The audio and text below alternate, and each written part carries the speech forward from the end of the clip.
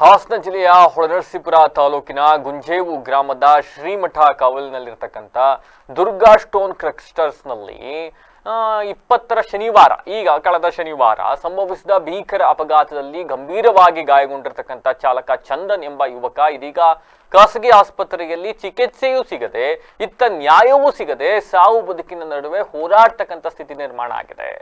ಹೌದು, ಮಾರ್ಗೋಡ್ನಹಳ್ಳಿ ಗ್ರಾಮದ ಮಂಜು ಎಂಕೆ ಹಾಗೂ ಅವರ ಮಗ ಚಂದನ್ ಇಬ್ಬರು KMG ಮೋಹನ್ ಎಂಬುವವರ ಮಾಲೀಕತ್ವದ ದುರ್ಗಾ ಸ್ಟೋನ್ ಕ್ರಷರ್ಸ್ನಲ್ಲಿ ಚಾಲಕರಾಗಿ ಕೆಲಸವನ್ನ ಮಾಡ್ತಾ ಇದ್ರು. ಅಪಘಾತ ಸಂಭವಿಸಿದ ತಕ್ಷಣ ಗಾಯಾಳು ಅವರನ್ನ ಜೀವಜ್ಯೋತಿ ಆಸ್ಪತ್ರೆಗೆ ಕರೆದೊಯ್ಯಲಾಯಿತು. ಹಾಸನದಲ್ಲಿ ಅಲ್ಲಿ MLC ಇಲ್ಲದ ಕಾರಣ ಚಿಕಿತ್ಸೆ ನೀಡೋಕೆ ನಿರಾಕರಿಸಿದ್ದಾರೆ. ತದನಂತರ ಅನಿವಾರ್ಯವಾಗಿ ಹಾಸನದ ಅವರದೇ ಇನ್ನೊಂದು ಬ್ರಾಂಚ್ NDRK ಆಸ್ಪತ್ರೆಗೆ ದಾಖಲು ಮಾಡಿಕೊಂಡಿದ್ದಾರಂತೆ. ಅಲ್ಲಿ MLC ಇಲ್ಲದೋದು ಚಿಕಿತ್ಸೆ ಕೊಟ್ಟಿದ್ದಾರೆ. ಕ್ರಷರ್ ಮಾಲೀಕರು ಚಿಕಿತ್ಸೆಯ ಸಂಪೂರ್ಣ ಖರ್ಚು ಹಾಗೂ ಮುಂದಿನ ಪರಿಹಾರ ನೀಡೋದಾಗಿ ನಂಬಿಸಿ ಎಲ್ಲನೂ ಒಪ್ಕೊಂಡಿದ್ರಂತೆ. ಆದ್ರೆ ಈ ಸಂದರ್ಭದಲ್ಲಿ ಏನಾಯ್ತು, MLC ಇಲ್ಲದೆ ಚಿಕಿತ್ಸೆ ಕೊಡಿಸ್ಬೇಕು ಅಂತ ಕ್ರಷರ್ ಮಾಲೀಕರು ನೋಡ್ತಾ ಇದ್ರು.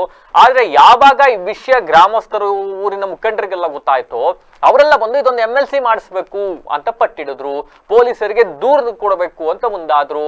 ಯಾವಾಗ ಇವರೆಲ್ಲ ಸೇರಿ ಪೊಲೀಸರಿಗೆ ದೂರು ಕೊಟ್ರು, ಆಗ ಆತ ಪೋಷಕರ ವಿರುದ್ಧ ಆಕ್ರೋಶ ವ್ಯಕ್ತಪಡಿಸಿದಂತೆ ಮಾಲೀಕ. ಯಾಕೆ ನೀವು, ನಾನು ಹೇಳಿದ್ದೆ ಅಲ್ಲ ನಿಮ್ಗೆ ಪರಿಹಾರ ಕೊಡ್ತೀನಿ ಅಂತ, ನಾನು ಹೇಳಿದ್ದೆ ಅಲ್ವಾ ನಿಮಗೆ ಟ್ರೀಟ್ಮೆಂಟ್ ಕೊಡಿಸ್ತೀನಿ ಅಂತ, ಆದ್ರೂ ಕೂಡ ಯಾಕೆ ಪೊಲೀಸರಿಗೆ ದೂರು ಕೊಟ್ರಿ ಅಂತ ಹೇಳಿ ಏನ್ ಬೇಕಾದ್ರೂ ಮಾಡ್ಕೊಳ್ಳಿ, ನಾನ್ ಟ್ರೀಟ್ಮೆಂಟು ಕೊಡ್ಸೋದಿಲ್ಲ, ನಾನ್ ನಿಮಗೆ ಪರಿಹಾರನೂ ಕೊಡ್ಸೋದಿಲ್ಲ, ಅದೇನ್ ಮಾಡ್ತೀನೋ ಮಾಡ್ಕೊ ಹೋಗಿ ಅಂತ ಹೇಳಿ ಮಾನವೀಯತೆಯೇ ಇಲ್ಲದಂತೆ ಬಿಟ್ಟು ಹೋಗ್ಬಿಟ್ಟಿದ್ದಾರೆ.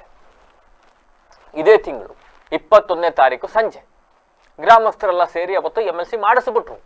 ಹೊಳೆನರಸೀಪುರ ಗ್ರಾಮಾಂತರ ಠಾಣೆ ಪೊಲೀಸರು ಆಸ್ಪತ್ರೆಗೆ ಬಂದು ಹೇಳಿಕೆಯನ್ನು ಪಡ್ಕೊಂಡ್ರು. ಮಾಲೀಕರ ವಿರುದ್ಧ ದೂರು ಕೂಡ ದಾಖಲಾಯಿತು. ಹೀಗಾಗಿ ಇದು ಕ್ರಷರ್ ಮಾಲೀಕರಿಗೆ ಎಲ್ಲೋ ಒಂದು ಕಡೆ ಸಿಟ್ಟು ಬಂತು. ಅಂಡ್ ಇನ್ನೊಂದು, ಈ ಪ್ರಕರಣ ಹೆಂಗಾಯ್ತು ಅಂತ ಕೇಳಿದ್ರೆ, ಈತ ಚಾಲಕ, ಆಕ್ಚುಲಿ ಈತನ ಕೆಲಸ ಅಲ್ಲ, ಬಟ್ ಅಲ್ಲಿ ಏನೋ ಕೆಲಸ ಮಾಡಿಸ್ತಾ ಇದ್ರಂತೆ, ಏನೋ ಇಳಿಸ್ತಾ ಇದ್ರಂತೆ. ಹಿಂಗಾಗಿ ಹೋಗಿ ಹೆಲ್ಪ್ ಮಾಡು, ಬೆಲ್ಟ್ ಇಟ್ಕೊಂಡು ಹೆಲ್ಪ್ ಮಾಡು ಅಂತ ಹೇಳಿದ್ದಾರೆ. ಈತನ ಹೆಲ್ಪ್ ಮಾಡಕ್ ಹೋಗಿರೋದೀತ. ಈ ಸಂದರ್ಭದಲ್ಲಿ ಬೆಲ್ಟ್ ಕಟ್ಟಾಗಿ ಆತನ ಕೈ ಮತ್ತೆ ಕಾಲ್ ಮೇಲೆ ಬಿದ್ದುಬಿಟ್ಟಿದೆ. ಬಿದ್ದ ತಕ್ಷಣ ನೀವು ನಂಬ್ತಿರೋ ಬಿಡ್ತಿರೋ, ಲಿಟ್ರಲಿ ನಾವು ಅದನ್ನ ತೋರ್ಸಕ್ಕಾಗೋದಿಲ್ಲ. ಈ ದೃಶ್ಯಾವಳಿಗಳಲ್ಲಿ ಒಂದು ಕೈ ಒಂದು ಕಾಲು ಸಂಪೂರ್ಣವಾಗಿ ನುಜ್ಜುಗುಜ್ಜಾಗಿ ಹೋಗ್ಬಿಟ್ಟಿದೆ. ಆತ ಇನ್ನ ಜೀವನದಲ್ಲಿ ಆತನಿಗೆ ಇನ್ನೇನ್ ಒಂದು ಕೈ ಒಂದು ಕಾಲಿಲ್ದಲೆ ಆತಿಗೆ ಬದುಕನ್ನ ಹೆಂಗ್ ಕಟ್ಕೊಳಕ್ ಸಾಧ್ಯ? ಈ ಸ್ಥಿತಿಲಿ ನಿರ್ಮಾಣ ಆಗೋಗ್ಬಿಟ್ಟಿದೆ. ಇದ್ರ ನಡುವೆ ಯಾವಾಗ ಇವರು ದೂರು ಕೊಟ್ರು ಅಂತ ಗೊತ್ತಾಯ್ತು, ಆಸ್ಪತ್ರೆಯ ಮಾಲೀಕ ಅಲ್ಲಿಂದ ನಾಪತ್ತೆ ಆದವನು ಮತ್ತೆ ಪತ್ತೆ ಆಗಿಲ್ಲ. ಇತ್ತ ಆಸ್ಪತ್ರೆ ಆಡಳಿತ ಮಂಡಳಿ ಹಣ ಕಟ್ಟಿದ್ರು ಮುಂದಿನ ಚಿಕಿತ್ಸೆ ಕೊಡ್ತೀವಿ, ಇಲ್ಲ ಕೊಡೋದಿಲ್ಲ ಅಂತಾರೆ. ಪಾಪ ಆಸ್ಪತ್ರೆ ತಪ್ಪಲ್ಲ, ಅವ್ರಿಗೇನು ಕ್ರಷರ್ ಮಾಲೀಕ ದುಡ್ಡು ಕಟ್ತಾನೋ, ಹಾಸ್ಪಿಟಲ್ ಮಲ್ಗಿರನ್ ಕಟ್ತಾನೋ ಅಥವಾ ಮತ್ತೊಬ್ಬ ಕಟ್ತಾನೋ, ಅವ್ರಿಗೆ ದುಡ್ಡು ಬೇಕು, ಅವ್ರ ಹಾಸ್ಪಿಟಲ್ ನಡೆಸ್ಬೇಕು, ಡಾಕ್ಟರ್ ಫೀಸ್ ಕಟ್ಟಬೇಕು, ಇವೆಲ್ಲ ಅವ್ರು ದುಡ್ಡು ಕೇಳ್ತಾ ಇದಾರೆ. ದುಡ್ಡು ಕೊಡಕ್ಕೆ ಬಡ ಕುಟುಂಬ ಎಲ್ಲಿ ದುಡ್ಡು ಕೊಡ್ತಾರೆ? ಅಲ್ರಿ, ನೀವು ಅಟ್ಲೀಸ್ಟ್ ನನಗೆ ಚಿಕಿತ್ಸೆ ಕೊಡ್ಸಕ್ ಆಗೋದಿಲ್ಲ ಹೋಗು ಅಂತ ಅಂದ್ಬಿಟ್ಟಿದ್ರೆ ಕ್ರಷರ್ ಮಾಲೀಕ, ಅವತ್ತೇ ನಾವು ಗೌರ್ಮೆಂಟ್ ಹಾಸ್ಪಿಟ್ಲಿಗೆ ಹೋಗಿ ಟ್ರೀಟ್ಮೆಂಟ್ ಕೊಡಿಸ್ಕೊಳ್ತಾ ಇದ್ವಿ. ಖಾಸಗಿ ಆಸ್ಪತ್ರೆ ಕರ್ಕೊಬಂದ್ರು, ಅಡ್ಮಿಟ್ ಮಾಡಿಸಿದ್ರು, ಇವೆಲ್ಲ ಆದ್ಮೇಲೆ ಇದೀಗ ನಾನು ಟ್ರೀಟ್ಮೆಂಟ್ ಕೊಡ್ಸೋದಿಲ್ಲ ಅಂತ ಅರ್ಧಕ್ಕೆ ಹೋಗ್ಬಿಟ್ರೆ ಹೆಂಗೆ ಕತೆ? ಇನ್ನೊಂದು ಕಡೆ ಪೋಷಕರ ಕುಟುಂಬಸ್ಥರ ಅಳಲು. ಈಗ ನನ್ನ ಮಗಂಗೆ ಅರ್ಧ ಟ್ರೀಟ್ಮೆಂಟ್ ಕೊಟ್ಬಿಟ್ಟು ದುಡ್ಡು ಕೊಡಿ, ಇಲ್ಲ ಟ್ರೀಟ್ಮೆಂಟ್ ಕೊಡೋದಿಲ್ಲ ಅಂದ್ಬಿಟ್ರೆ ಎಲ್ಲಿ ಕರ್ಕೊಂಡು ಹೋಗ್ಲಿ ಮಗನ್ನ, ಏನ್ ಮಾಡ್ಲಿ ನನ್ನ ಮಗನ್ನ ಅಂತ ನೊಂದ ತಂದೆ ತಾಯಿ ಕಣ್ಣೀರ್ ಹಾಕ್ತಾ ಇದ್ದಾರೆ. ಆಕ್ಚುಲಿ ಮಾನವೀಯತೆ ಇರುವ ಯಾವ ಮಾಲೀಕರು ಈ ಕೆಲಸ ಮಾಡಬಾರ್ದು. ಎಸ್ ಹೌದು, ನಿಮ್ ಜಾಗದಲ್ಲಿ ಆಗಿದೆ ಅವಘಡ, ಕಂಪ್ಲೇಂಟ್ ಮಾಡಿದ್ದಾರೆ, ತಪ್ಪೇನು, ಅದ್ರಲ್ಲಿ ತಪ್ಪೇನಿದೆ? ಅಂಡ್ ಅದರ ನೈತಿಕ ಹೊಣೆಯನ್ನ ಯಾರು ಹೊರಬೇಕು? ಮಾಲೀಕರೇ ಹೊರಬೇಕು. ನಿಮ್ಮ ಸ್ಥಳದಲ್ಲಿ ಅಗತ್ಯ ಇರತಕ್ಕಂತ ಸುರಕ್ಷಿತ ಕ್ರಮಗಳನ್ನ ತೆಗೆದುಕೊಳ್ಳದೆ ನೀವು ಆತನ ಹತ್ರ ಕೆಲಸ ಮಾಡಿಸಿದ್ದೀರಿ. ಈ ಸಂದರ್ಭದಲ್ಲಿ ಅವಘಡ ಸಂಭವಿಸಿರೋದ್ರಿಂದ ಅದರ ನೈತಿಕ ಹೊಣೆಯನ್ನ ಕ್ರಷರ್ ಮಾಲೀಕರೇ ಹೊರಬೇಕು.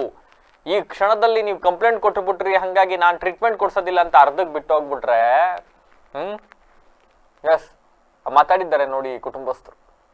ಯಾರ ಕಾರಣ ಅಂದ್ರೆ ಅದೇನಿಲ್ಲ ಸರ್, ಹಿಂಗೆ ಎತ್ತಾಗ ಬೀಳ್ತು ಅಷ್ಟು. ಅದು ಅವ್ರು ಬಂದು ನಾವು ಮಲಗಿದ್ದೆವು.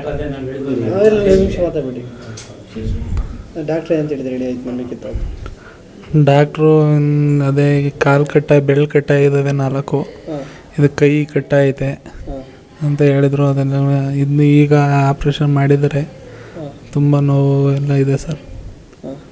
ಚಿಕಿತ್ಸೆಗೆ ಏನಂತ ಹೇಳಿದ್ದಾರೆ? ಟ್ರೀಟ್ಮೆಂಟ್ ಎಲ್ಲ ನಿಮ್ಮ ಓನರ್ ಕಟ್ತೀನಿ ಅಂತ ಹೇಳಿದರೆ ಏನು ಕತೆ?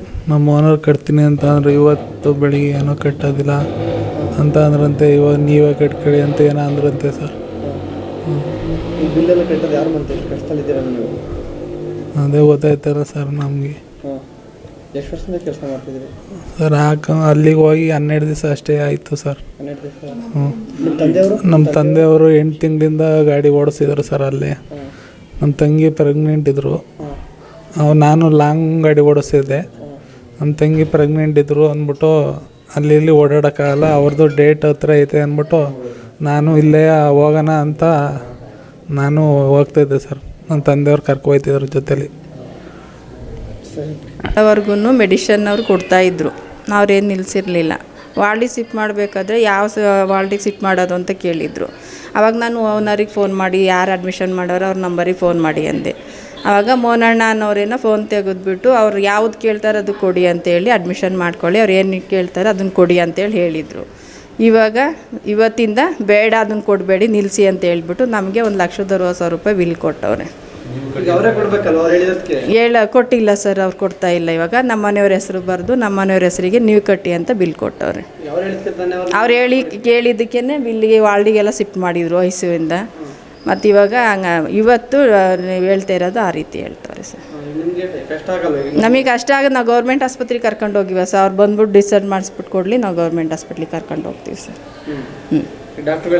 ಡಾಕ್ಟ್ರುಗಳು ಏನು ಅಂದಿಲ್ಲ. ಇವತ್ತಿಂದ ಅವ್ರಿಗೆ ಗೊತ್ತಿರಲಿಲ್ಲ, ಇವಾಗ ಹೇಳ್ಕೊಬೇಕು ಡಾಕ್ಟ್ರಿಗೆ. ಇವಾಗ ನಮಗೆ ಕಟ್ಟಿ ಅಂತ ಹೇಳ್ತಿದ್ದಾರೆ. ನಮ್ಮ ಕೈಯಲ್ಲಿ ಕಟ್ಟೋಕ್ಕೆ ಶಕ್ತಿ ಇಲ್ಲ. ನಮಗೆ ಡಿಸ್ಚಾರ್ಜ್ ಮಾಡಿಸ್ಕೊಡ್ಲಿ, ಅವ್ರು ಬಂದು ಯಾರು ಅಡ್ಮಿಷನ್ ಮಾಡೋರು ಅವ್ರು ಬಂದು ಡಿಸ್ಚಾರ್ಜ್ ಮಾಡಿಸ್ಕೊಟ್ಟೆ ನಾವು ಕರ್ಕೊಂಡು ಹೋಗ್ತೀವಿ. ಆಸ್ಪತ್ರೆಯವ್ರು ಕೇಳಿದ್ದಕ್ಕೆ ನಾವು ಮಾಡ್ತೀವಿ, ಅವ್ರಿಗೆ ಏನು ಕೇಳ್ತಾರೆ ಅದನ್ನು ಕೊಡಿ ಅಂತ ಹೇಳಿದ್ರು. ಮೊದಲು ಹೇಳಿದರು. ಇವತ್ತು ನಮ್ಮ ಹೆಸರು ನಮ್ಮ ಮನೆಯವ್ರ ಹೆಸರಿಗೆ ಕೊಡಿ ನೀವು, ಅವ್ರು ಕೊಡಲ್ಲ ಅಂದ್ಬಿಟ್ಟು ಬಿಲ್ ಕೊಟ್ಬಿಟ್ಟು ಕಳಿಸಿದ್ದಾರೆ. ಪರಿಹಾರ ಏನು ಕೇಳ್ತೀರಾ ಅಂದ್ರೆ ಅವ್ರು ಏನೈತೆ ಅದ್ರದ್ದು ಪರಿಹಾರ ನನ್ನ ಮಗನ ಕೊಡಲಿ. ನನ್ನ ಮಗ ನನ್ನ ಮನೆಯವ್ರು ಇಬ್ಬರೂ ಅಲ್ಲೇ ಕೆಲಸ ಮಾಡ್ತಾಯಿದ್ರು, ಕೂಲಿ ಕೆಲಸ ಮಾಡೋಕ್ಕೆ ಹೋಗಿರೋದು. ನಾವು ಓನರ್ ಇದುವರೆಗೂ ಅವ್ರ ಮುಖನೂ ನೋಡಿಲ್ಲ, ನಮ್ಮ ಮನೆಯವ್ರು ನೋಡೋರು ಅಷ್ಟೇ. ಇವತ್ತವರೆಗೂ ಹಾಸ್ಪಿಟ್ಲ್ ಹತ್ರ ಯಾರೂ ಬಂದಿಲ್ಲ ಸರ್. ನಾವು ನನ್ನ ಮಗ ಸರ್, ನಮ್ಮನ್ನು ಸಾಕಾರ ಯಾರೂ ಇಲ್ಲ. ಒಂದು ಕೈ ಒಂದು ಕಾಲು 9 ಬೆರಳು, ಒಟ್ಟು ಕೈ ನಾವು 5 ಕಾಲು ನಾವು 4 9 ಬೆರಳು ಕಂಡು ನನ್ನ ಮಗ ಕಾರ್ ಭಾಗ ಆಗೋನೇ. ನನ್ನ ಮಗನ್ನ ಯಾರು ಕೊಡ್ತಾರೆ? ಏನು ಸಹಾಯ ಕೊಡಬೇಕು ಅವ್ನು ನಮಗೆ?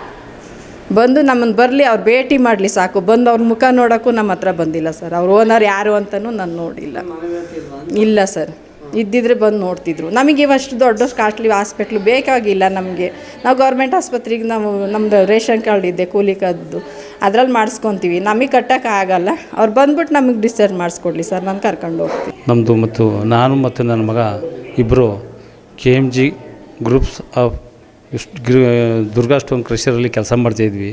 ನಾನು ಒಂದು 8 ತಿಂಗಳಿಂದ ಕೆಲಸ ಮಾಡ್ತಾಯಿದ್ದೀನಿ. ಮತ್ತು ಇವಾಗ ಮೊನ್ನೆ ಒಂದು 12 ದಿವಸದ ಹಿಂದೆ ನನ್ನ ಮಗನ ಡ್ರೈವರ್ ಖಾಲಿದೆ ಅಂತ ಹೇಳ್ಬಿಟ್ಟು ಕರ್ಸಣ ಡ್ರೈವರ್ ಬೇಕು ಅಂತ ಹೇಳಿದರು. ನಾನು ಕರ್ಕೊಂಡೋದೆ.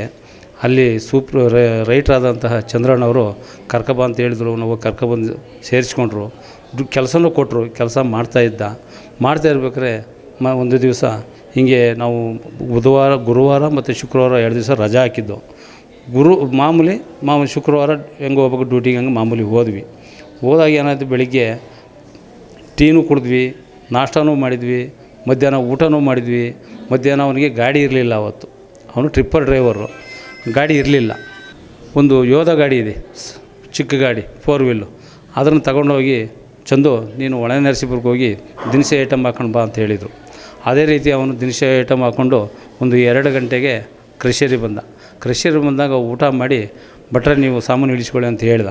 ಇಳಿಸ್ಕೊಬಿಟ್ಟು ಹೇಳಿಬಿಟ್ಟು ಅವನು ರೂಮ್ಗೆ ಹೋಗಿ ರೆಸ್ಟ್ ಮಲಗಿದ್ದಾಗ 4 ಗಂಟೆಗೆ ವಾಪಸ್ ಬಂದಿದ್ದಾನೆ. ಅಲ್ಲಿ ಮೆಸ್ಸು ಹತ್ರ ಬಂದಾಗ ಏನಾಯಿತು, ಅಲ್ಲಿ ದೊರೆ ಅಂತ ಇಟಾಜಿ ಆಪ್ರೇಟ್ರು ಮತ್ತು ಶಂಕರಣ್ಣ ಅಂತ ರೈಟ್ರು ಮತ್ತು ಡ್ರೈವರ್ ರಾಜಣ್ಣ, ಡ್ರೈವರ್ ಸಚಿನು, ಅವರು 4 ಜನ ಇದ್ದಂಥ ಸಮಯದಲ್ಲಿ ಅಲ್ಲಿ ಒಂದು ಇಟಾಜಿ ರಿಪೇರಿ ಆಗಿತ್ತು. ಆ ಭೂಮಿ ಕೆಳಗಡೆಗೆ ಇಳಿಸ್ಬೇಕಾಗಿತ್ತು.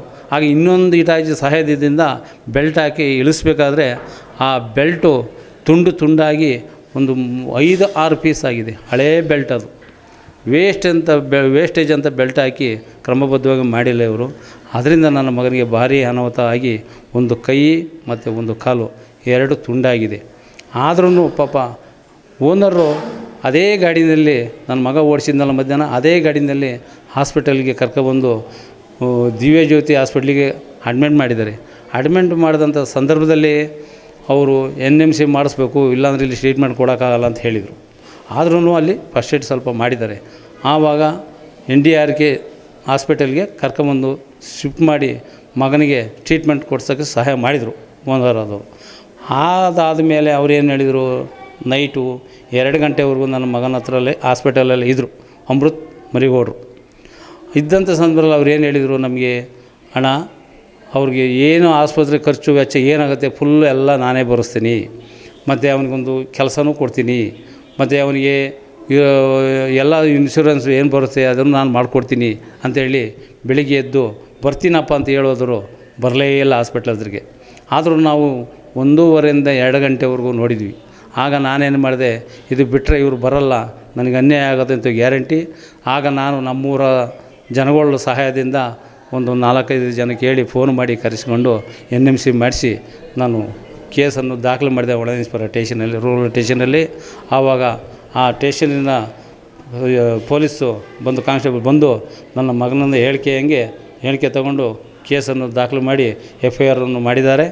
ಅದ್ರ ಮುಖಾಂತರ ಇವರು ಮುಂದೇನೂ ಬಂದಿಲ್ಲ, ಹಿಂದೇನೂ ಬಂದಿಲ್ಲ. ಇಲ್ಲಿ ಮೆಡಿಸಿನ್ ತೊಗೊಳ್ಳಿ ಅಂತ ಹೇಳಿದ್ದಾರೆ.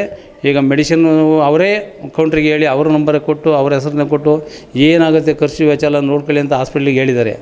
ಆದರೂ ಅವ್ರು ಮಾಡಬೇಕಾದ್ರೆ